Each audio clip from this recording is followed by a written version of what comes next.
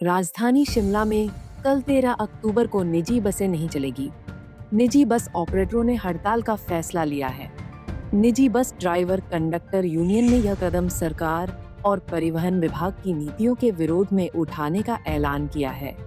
ऑपरेटरों का कहना है कि वे लंबे समय से अपनी जायज मांगों को लेकर सरकार के दरवाजे खटखटा रहे हैं, लेकिन अब तक कोई ठोस समाधान नहीं निकला, जिसके चलते हड़ताल का फैसला लिया गया है। निजी बस ऑपरेटरों का कहना है कि उन्हें बढ़ती डीजल की कीमतें, टैक्स का बोझ और रूट परमिट को लेकर जारी असमानता के कारण भारी घाटा झेलना पड़ रहा है। यूनियन के अध्यक्ष रूपलाल ठाकुर का आरोप है कि सरकार केवल एचआरटीसी की बसों को बढ़ावा दे रही है, जबकि निजी बस सेवाओं को नजरअंदाज किया जा रहा है। उन्होंने 2011 में जारी अधिसूचना को सख्ती से लागू करने और 40 किलोमीटर से अधिक दूरी से आने वाली बसों को शहर में प्रवेश न देने की मांग उठाई है। जिला प्रशासन और परिवहन विभाग इसे लागू करवाने में पूरी तरह नाकाम रहे हैं, जिससे शहर में यातायात जाम की स्थिति बनी रहती है और निजी बस ऑपरेटरों को भी भारी नुकसान उठाना पड़ रहा है। इसके चलते टैक्स, बैंक की किश्तें और कर्मचारियों की सैलरी तक निकालना मुश्किल हो गया है। परिचय जानना चाहेंगे? मेरा नाम रूपलाल ठाकुर है। मैं शिमला निजी बस ड्राइवर कंडक्टर यूनियन का प्रधान हूँ। मैं सबसे पहले आप सभी का स्वागत करता हूँ। आपके सभी चैनल के माध्यम से हमने कई बार जो है इस विषय में बात की है। जो हमारी समस्या है ये हमारी 40 किलोमीटर ऊपर बसों की है। तो हमने पहले भी कई बार ये हमने सरकार को भी बोला है और हमने हर जगह बात की है, लेकिन हमारी कहीं पे भी जो है आज दिन तक कोई भी सुनवाई नहीं हुई। ये जितनी भी बड़ी बसेस अंदर आ रही है, सारा जाम जो है ये बस स्टैंड का आप लोग देख रहे हैं। इससे सारी जितनी भी हम प्राइवेट बस वाले हैं सब परेशान हो रहे। ना तो कोई किसी बस अपने टाइम से आगे जा पा रही, ना ही पीछे से आ रही है। यहाँ पे एक पॉइंट सामने आपको दिखाया जाएगा, जबकि यहाँ से जितनी भी बसें अंदर को आती है कम से कम 10 मीटर या 20 मीटर होगा, उसी में ही हमारे 15-20 मिनट लग जाते हैं। तो ये पहले भी हमने कहा था कि ये जितनी भी बड़ी बसें हैं वो नीचे आईएसबीटी से चलाई जाए, जबकि इन्होंने पहले ही खुद कहा था। ये हमारे पास 29 नवंबर 2011 की नोटिफिकेशन है।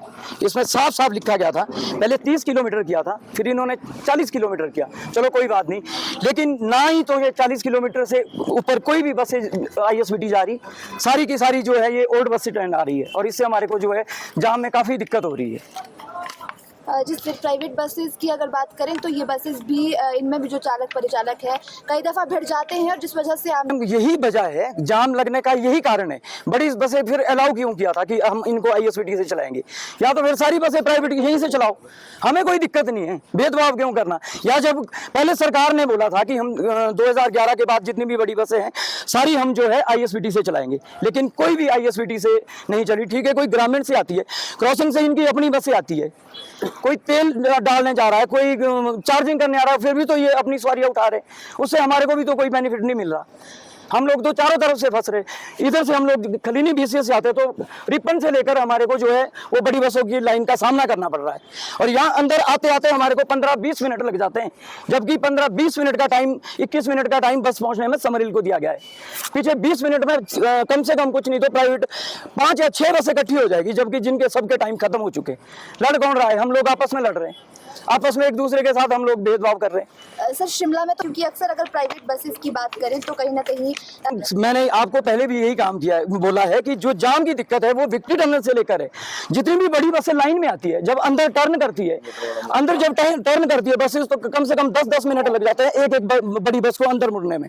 मेन कारण क्या है? उस बड़ी बस के पीछे छोटी गाड़ियां भी होगी, प्राइवेट बसेस भी होगी, कोई और टैक्सियां भी होगी, तो वो लाइन कम से कम कुछ नहीं तो 200 मीटर तक, वो एक बस के कारण 200 किलोमीटर तक, 200 मीटर तक लाइन पहुंच जाती है। तो दिक्कत तो सबको है, छोटी गाड़ियों को भी है, हमारे को भी है, बड़ी बसों को भी है, लेकिन हम अंदर बस स्टैंड की बात कर रहे हैं। यहाँ जब हम लोग काउंटर पे हमारी बसेस नहीं लग रही, सवारियां हम लोग क्या बताएंगे?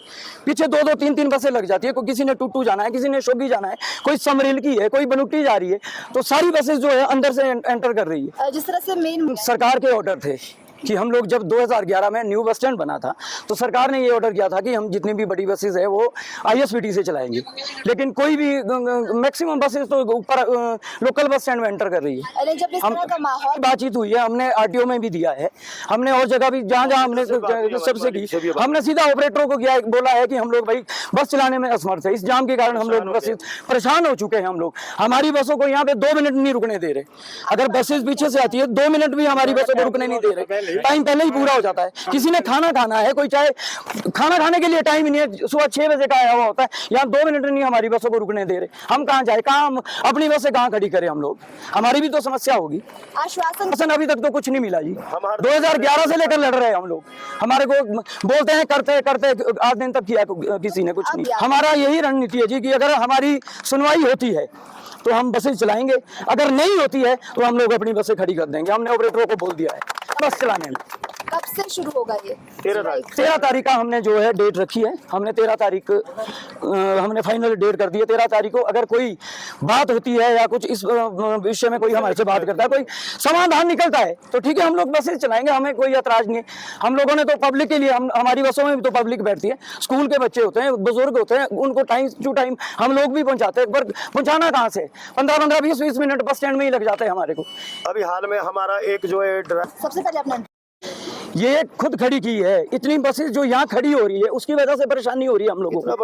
इतना बड़ा ISBT बना है, किस लिए बनाया गया है, कितने करोड़ रुपए का बना होगा। सोलन वाली हमारी बसेस तो इन्होंने मलियाना की बसेस जो लोकल बस स्टैंड आती थी, सोलन जाती थी, वो इन्होंने ISBT कर दी। अपनी बसें क्यों नहीं कर रहे हैं? आप खुद ही देख लो पीछे कितनी बसें जो है 1-1, 2-2, 3-3 घंटे से खड़ी है। हम लोग हमारे को काउंटर नहीं मिल रहा इस बस से लगाने को, परेशानी हमारे को भी होती है।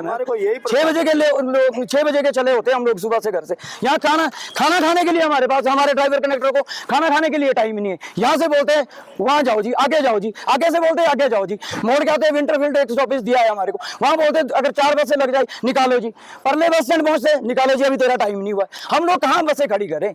हमारे पास और क्या, यही है हमारे पास कि हम लोग असमर्थ हो चुके हैं, हम लोग अपनी बसें चलाने में बिल्कुल नाकामयाब हो चुके हैं। 20 साल से हम लोग यहाँ पे बसें चला रहे, सेवा दे रहे हैं, सब कुछ अच्छे से काम कर रहे हैं, लेकिन ये तो दिन प्रतिदिन का हमारे लिए बढ़ता ही जा रहा है, परेशानी का कारण बन गया है हमारे लिए।